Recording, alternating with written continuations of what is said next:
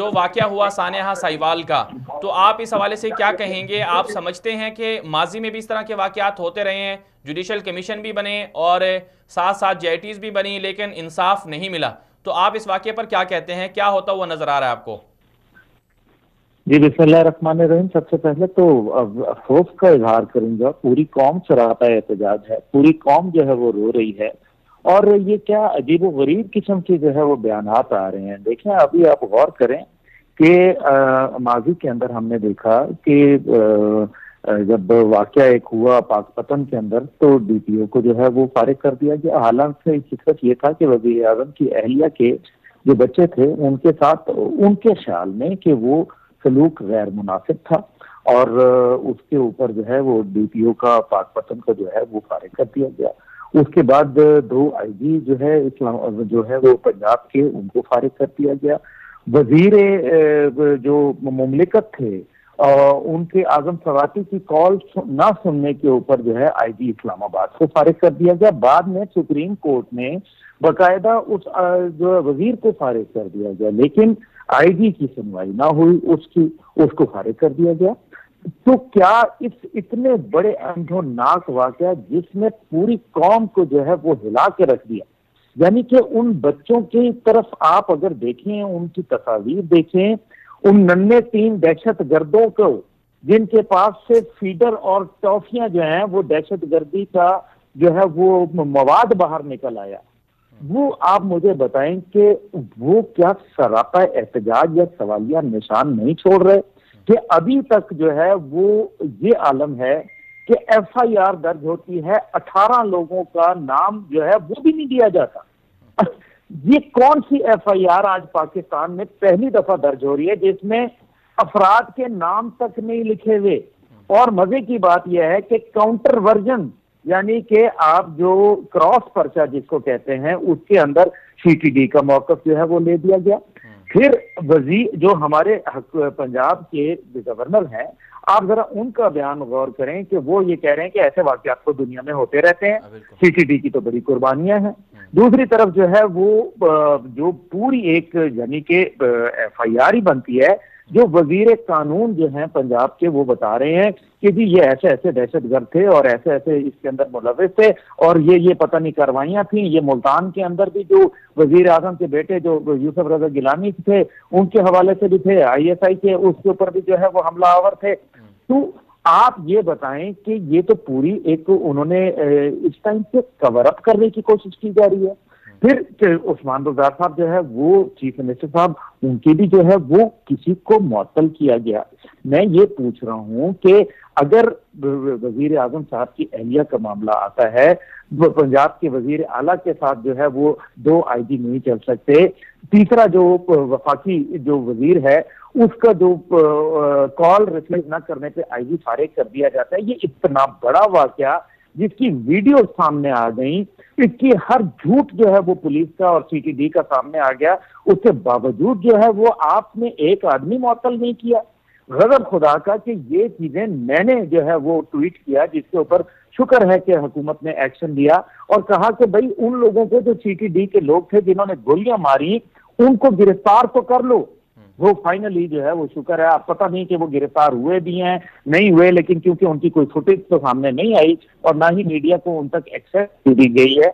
मकसद ये है कि मुझे जो अभी सूरत हाल नजर आ रही है, देखिए पहली बात यह है कि जब पुलिस ने अगर ये कार्रवाई कर दी थी सीटीडी ने, तो फिर लाशें छोड़ के वो गाड़ी को छोड़ के बगैर किसी पुलिस अहलकार को वहां छोड़े जो है वो चले गए।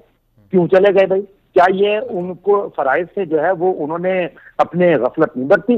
उसके बाद जो है वो कौन सी जो है वो फायरिंग हुई, फायरिंग करने के ऊपर ये बयान दिया गया सीटीडी की जानिब से और वहां के पुलिस की जानिब से, क्या उनको मुअत्तल नहीं होना चाहिए झूठा बयान देने के ऊपर? और तीसरी बात यह है कि बच्चों को जब आप लेके चले गए और बच्चों को वापस आपने छोड़ दिया, तो आपने कैसे जो है वो बच्चों को छोड़ दिया, वहां जाके पेट्रोल पंप के ऊपर बिठा दिया, गोली लगी हुई थी बच्चे को, आपने जो है वो पेट्रोल पंप पे बिठा दिया, इसका मतलब क्या निकलता है? और तीसरी जो आखिरी बात यह है कि अगर वो दहशतगर्द, अगर वो लोग दहशतगर्द थे तो ये बताएं कि फिर पंजाब हुकूमत ने उनको 2 करोड़ रुपया क्यों दिया कॉम्पनसेशन का? क्या दहशतगर्दों को कॉम्पनसेशन दी जाती है? क्या दहशतगर्दों के लिए अवाम बाहर निकली है? माजी के अंदर इतने दहशतगर्द पाकिस्तान के अंदर मार दिए गए, तो मुझे ये बताएं कि एक दफा भी जो है अवाम सड़कों पे सरापा एहतजाज बनी?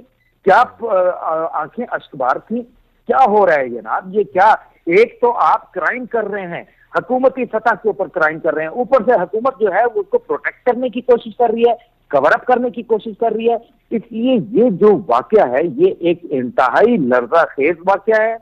उन बच्चों की तस्वीर देख के ना ही उनसे आंख मिलाई जा सकती है और ना ही उनके हक में बात करते हुए जबान साथ दे रही है। अब्दुल्ला साहब ये भी फरमाएं जी, जुल्म हुआ है, बिल्कुल जुल्म हुआ। अब्दुल्ला साहब ये भी फरमाएं कि अब इसका हल क्या होना चाहिए? जाहिर सी बात है ये तो इस तरह के वाकयात तो कोई काफ़ी दिनों के बाद जाहिर होते हैं जिससे इनका चेहरा बेनकाब होता है। फिर इस तरह के जब वाकयात सामने आ गए हैं तो इससे सीटीडी के माजी के जो मुकाबले हैं वो भी मशकूक होते हुए नजर आ रहे हैं। तो फिर ऐसा क्यों नहीं होता कि अच्छी तरह से दोबारा इनके रिफॉर्म्स की जाए, जो मेयार पे पूरा नहीं उतरते उनको हटा दिया जाए? तो इस हवाले से क्या करना चाहिए? फिर अदालती जो कार्रवाई है, सिस्टम है, उस पर भी तो सवालिया निशान है। जनाब कौन से रिफॉर्म्स की बात कर रहे हैं? वो नासिर खान दुरानी, जिनको बकायदा कहा गया कि वो केपीके के शहंशाह थे और वो बेहतरीन एक पुलिस अफसर थे, उन्होंने मिसाली किरदार जो है वो अदा किया, उनको वो पंजाब से जो है वो फारिग हो गए, किसी ने जो है वो पूछा तक नहीं। इतने इतने अच्छे लोग आपके पास मौजूद हैं जिनको आप शामिल कर सकते हैं, जिन्होंने जापान में जाके, डॉक्टर शोएब सडल जैसे लोग जो हैं जिन्होंने जापान में जाके क्रिमिनोलॉजी पढ़ाई है जापान की पुलिस को, हमारे पास ऐसे फखरिया लोग मौजूद हैं, जुल्फिकार कीमा साहब जैसे लोग हमारे पास मौजूद हैं। लेकिन उनकी क्या ये लेजिटिमेसी दी जाती है? क्या अगर सीटीडी ने माजी में कार्रवाइयां की तो क्या उनको इनाम और इकराम, असनाद और कैश प्राइजेस से जो है वो क्या नहीं नवाजा गया? बिल्कुल नवाजा गया। लेकिन क्या इसका मतलब यह है कि उनको खुली छूट दे दी जाए? क्या उनको ट्रिगर फ्रेंडली बना लिया जाए? क्या उनको बता दिया जाए कि आपके पास लाइसेंस टू किल है, आप जाके जिस मर्जी को जब मर्जी ठोक दें? और बच्चों को आप जो है वो छोटे छोटे दहशतगर्द बच्चे जो है वो निकाल दें, 13 साल की बच्ची को जो है वो मार दिया, खुदा का खौफ नहीं आता है इनको? ये अपने आखिरत से नहीं डरते? देखें, दिल जला हुआ है, मैं नॉर्मल ऐसी बातें करता नहीं हूँ सख्त अंदाज में, लेकिन ये हमारे मुस्तकबिल का सवाल है बाबा। ये सोचें कि कल को इन बच्चों को देखें, ये आपको अपने बच्चों की शक्ल में अगर नहीं नजर आ रहे तो इसका मतलब है हमारे जमीर मुर्दा हैं।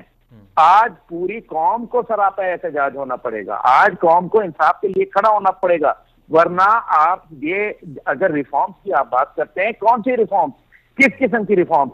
आप अगर देखें कि जो पुलिस का निजाम है वो तो वैसे ही चल रहा है, कौन सा आपने जो है उसके ऊपर कमेटियां बनाई हैं, कौन सा उसके जो है वो अमल सामने आए हैं? इस 6 महीने 7 महीने गुजर गए हैं, क्या हो रहा है? पहले एक बजट पेश होता है, फिर दूसरा बजट होता है, अब 23 तारीख को तीसरा बजट पेश हो रहा है। इसका मतलब है पहले 2 बजट जो थे वो गलत थे, उनमें फॉल्ट थी, जिसकी वजह से तीसरा बजट पेश हो रहा है। जनाब हम किस तरफ जा रहे हैं? असल बात यह है कि ये सिस्टम का फेलियर है।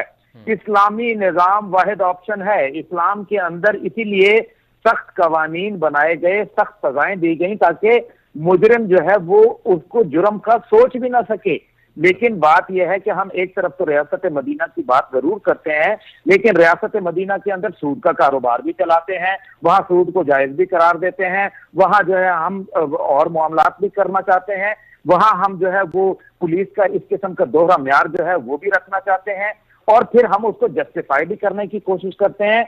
ये अगर जस्टिस ना हुआ, अगर ये जस्टिस डिले हुआ और या इसको किसी सूरत दबा दबू दिया गया, किसी मामले के अंदर उनको साबित कर दिया जाएगा, क्योंकि ये तो काम माजी के अंदर भी होता रहा। मॉडल टाउन का वाकया आपको याद होगा, 14 लोग मर गए, उसका क्या हुआ?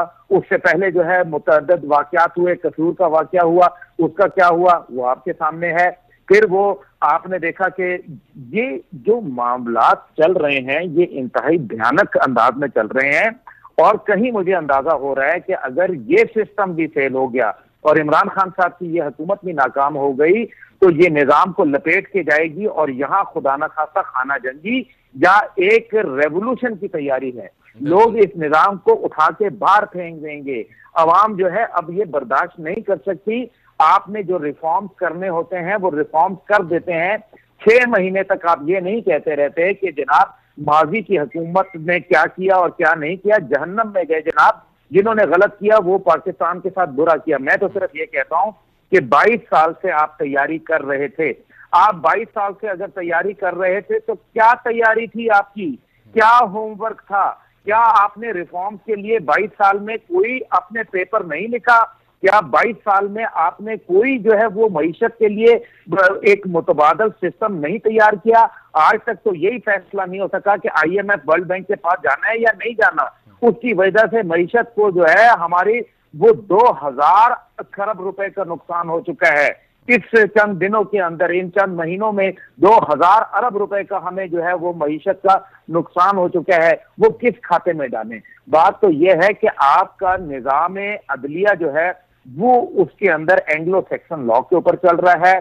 वो एक तरफ आप कुरान और सुन्नत की आर्टिकल 227 के ऊपर कहते हैं कि कुरान और सुन्नत बालादस्त कानून होगा, दूसरी तरफ आप अल्लाह की हुक्मरानी जो है उसको कबूल करते हैं आर्टिकल 2A के मुताबिक। लेकिन आप जो है वो साथ साथ क्या हो रहा है, साथ ये हो रहा है कि आप सूद का कारोबार चला रहे हैं। रियासत मदीना भी कह रहे हैं शराब जो है वो होटलों के अंदर जो है उसको उसके लाइसेंस की इजरा किया जा रहा है।